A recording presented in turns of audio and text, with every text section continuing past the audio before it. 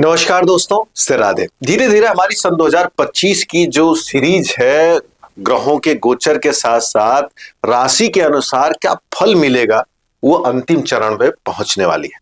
आज हम बात करने वाले हैं कुंभ राशि की। इसके पहले की सभी राशियां लोगों ने खूब पसंद की, खूब लाइक और कमेंट्स आ रहे हैं। आप लोगों को हृदय से धन्यवाद। वीडियो को पूरा सुनिए, अंत में हम आपको अच्छी रेमेडी भी बताएंगे और हर विषय पे बात करने वाले हैं। एक एक प्लैनेट पे जो स्थान बदल रहे हैं, क्योंकि सन 2025 में 4 महत्वपूर्ण ग्रहों का स्थान परिवर्तन है। ऐसे तो नॉर्मली देखा जाए गुरु राहु केतु का परिवर्तन जल्दी होता है कंपेयरिंग शनि का। शनि 2.5 वर्षों बाद अपना स्थान बदलते हैं और सन 2025 में शनि अपना स्थान बदल रहे हैं और हम चर्चा करने वाले हैं कुंभ राशि की।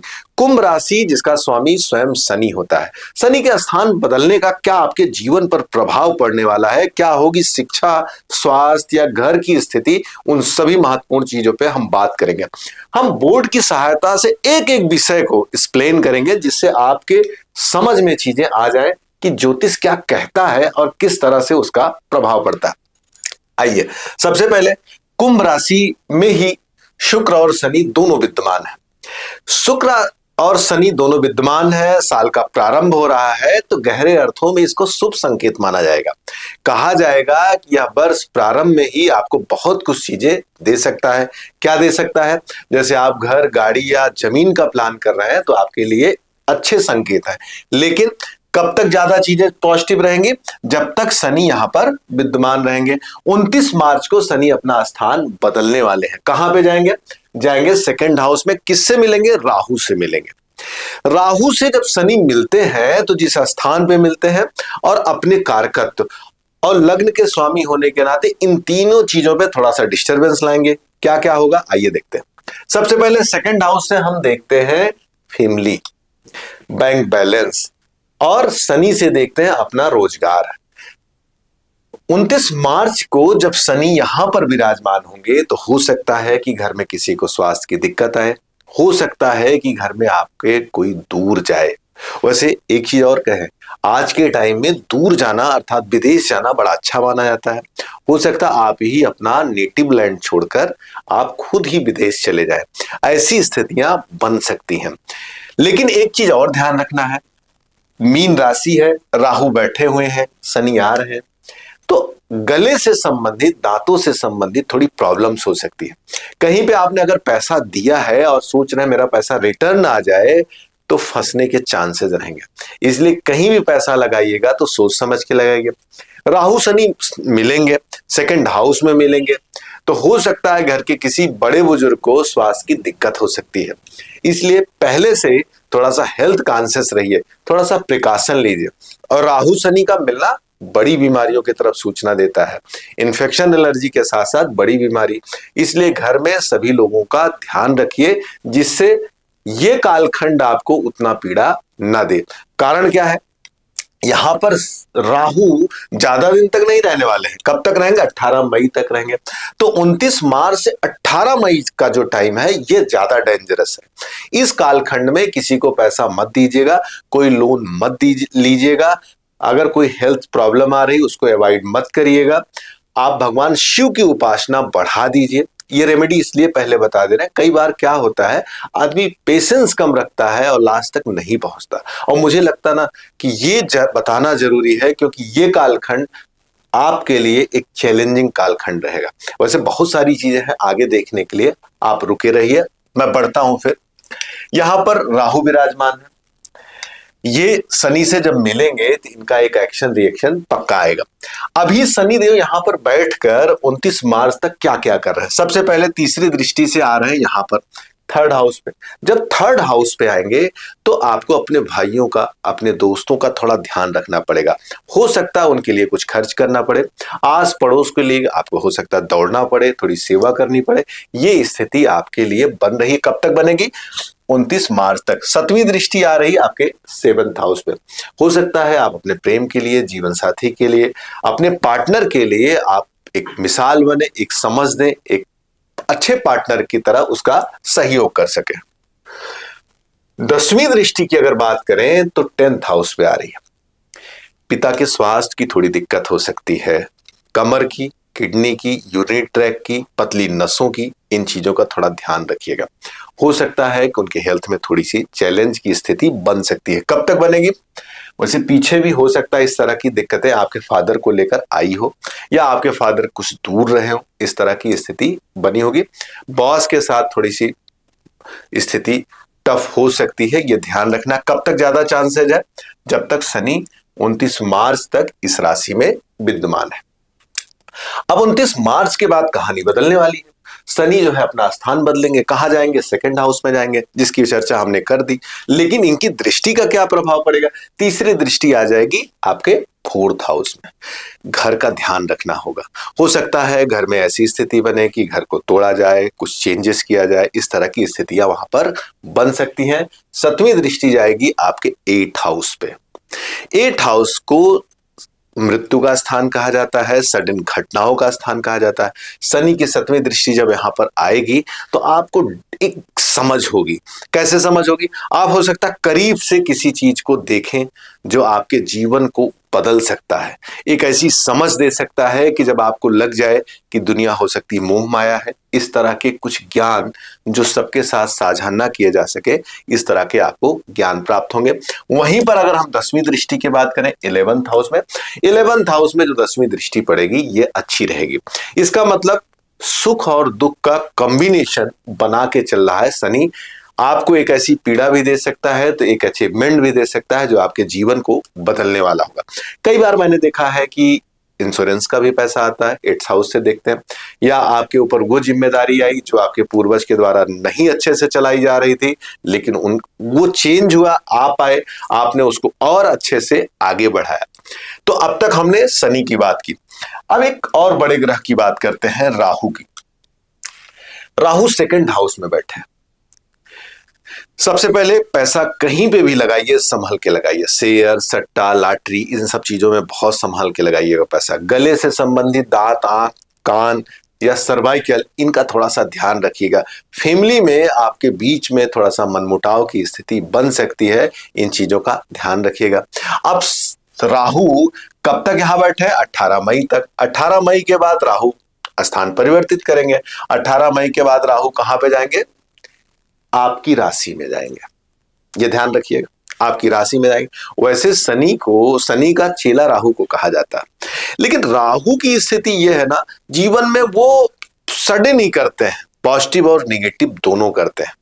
तो जहां पर 2nd हाउस पे रहकर इन्होंने चीजों को टफ किया, अब लेकिन आपके लग्न पे आएंगे तो आपको अच्छा प्रभाव देंगे, लेकिन एक भ्रामक स्थिति बनाते हैं, कई बार डिप्रेशन भी ले आते हैं। तो सबसे पहले भगवान शिव की सेवा शुरू कर दीजिए और मेडिटेशन करिए। ये तो रहा दोनों स्थान पर रहने का। अब हम दृष्टि की बात कर लेते हैं। यहां पे अगर बैठे हैं तो आपके 6ठे भाव को देख रहे हैं, अर्थात आपको अपनी नौकरी के लिए कुछ मेहनत करना पड़ेगा। जो नए लोग हैं, अगर 4 हैं जॉब के लिए, तो बहुत अच्छा टाइम है 18 मई तक का।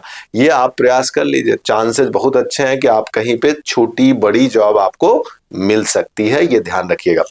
वहीं पर 7वीं दृष्टि 8th हाउस पे आ रही।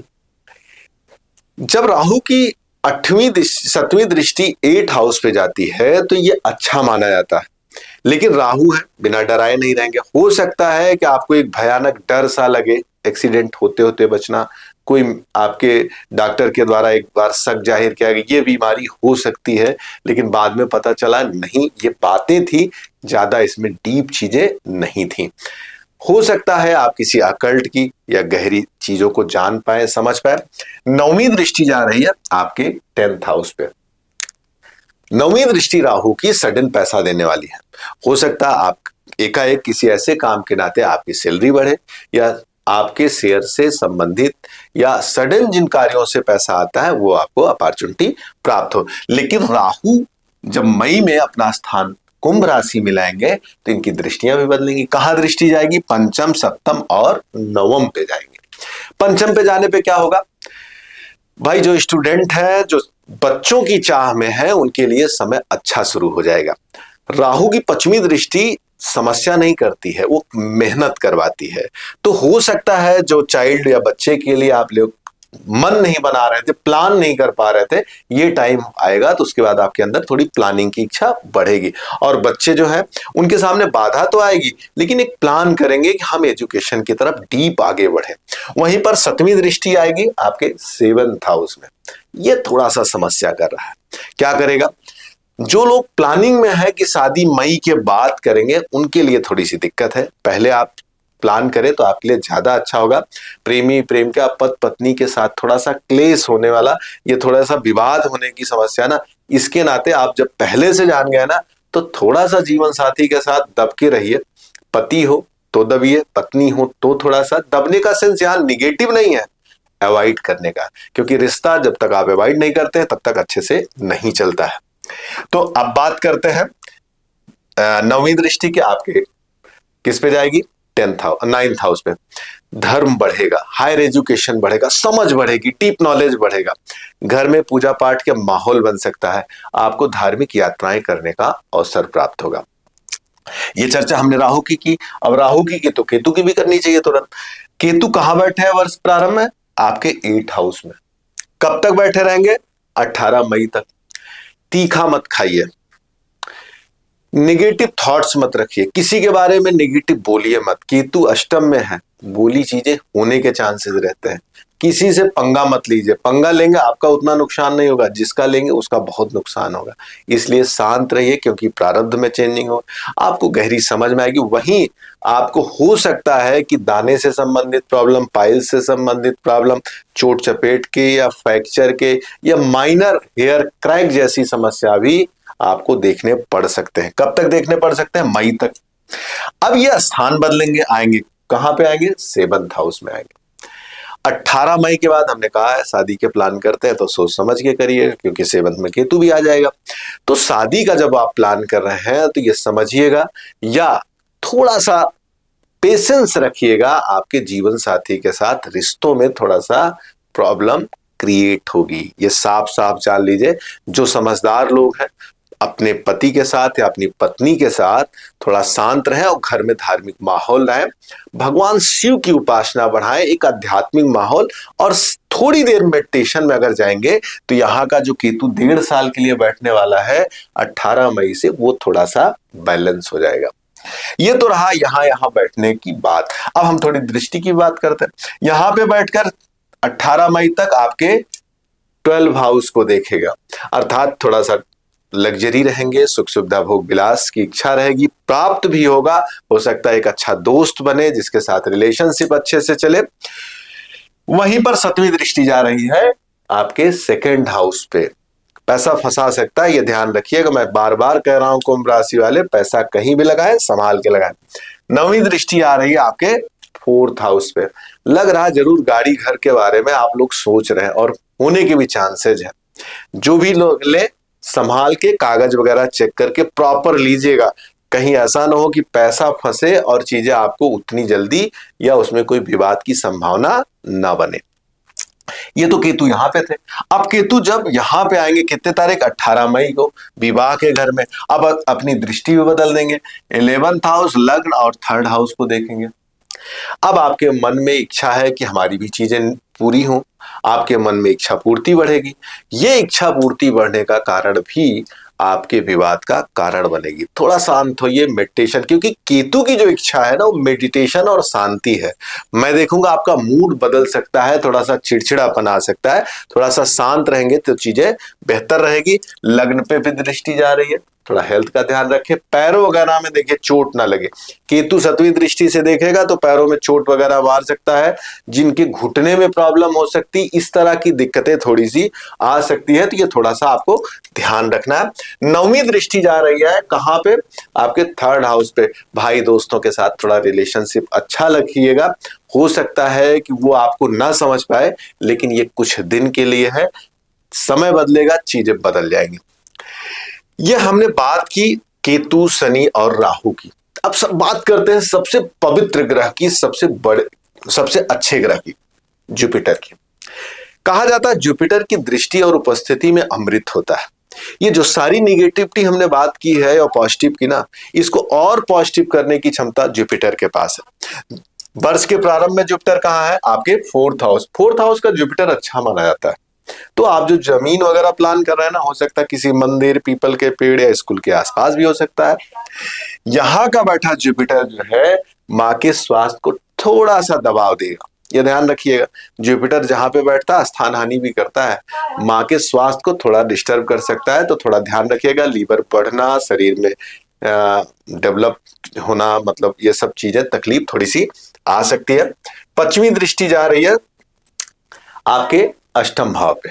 अष्टम भाव पे जुपिटर की पश्चिमी दृष्टि अच्छी है, कोई दिक्कत नहीं है। थोड़ा सा ध्यान देना पड़ेगा, हमने पीछे भी कहा, हो सकता है सडन कोई चीज आ रही है जिसको आपको समझना होगा, ध्यान देना होगा।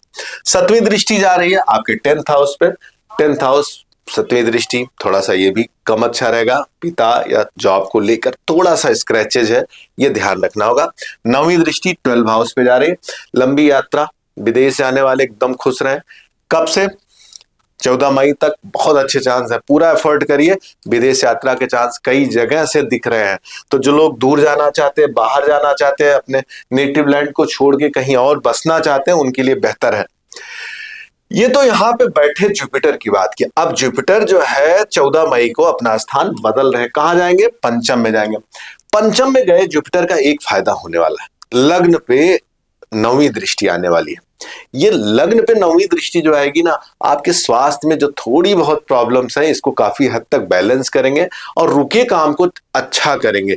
यही एक पॉजिटिव सिम्टम्स है जो राहु, शनि और केतु के गोचर को काफी हद तक बैलेंस कर देंगे। जिन्होंने वीडियो पहले छोड़ दी ना, उनसे ये चीज छूट गई। यहां पर जुपिटर जब बैठेंगे तो पश्चिमी दृष्टि के आपसे 5th हाउस, 9th हाउस को देखेंगे। भाग्य, धर्म और ज्ञान, इसकी वृद्धि करेंगे। और 7वीं दृष्टि आपके 11th हाउस पे जाएगी, आपकी बीमारियों को कम करेंगे, वहीं पर आपकी इच्छा पूर्ति को बढ़ाएंगे। 9वीं दृष्टि जाएगी लग्न पे, आप हेल्थ वाइज अच्छे होंगे, आपकी चीजें आपको प्राप्त होंगी, जो डिजर्व करते हैं वो आपको मिलेगा। ये कुंभ राशि के बारे में हमने थोड़ी सी चर्चा की, किस आधार पे? ग्रहों के परिवर्तन के आधार पे। पीछे की वीडियो भी लोगों ने खूब पसंद की, और वीडियो अगर पसंद आई हो तो लाइक और सब्सक्राइब जरूर करें। मित्रों, अगर आपको ज्योतिष सीखना हो, कुंडली दिखानी हो या वास्तु के बारे में जानना हो, तो दिए नंबर पर कॉल करके आप हमसे सीधे बात कर सकते हैं। जब आप अपने विचार लिखते हैं, अपने कमेंट्स लिखते हैं, वो हमारे लिए प्रेरणा का काम करते हैं, और मन करता है कि और नए नए विषयों के साथ आपके सामने आते रहे। धन्यवाद। राधे।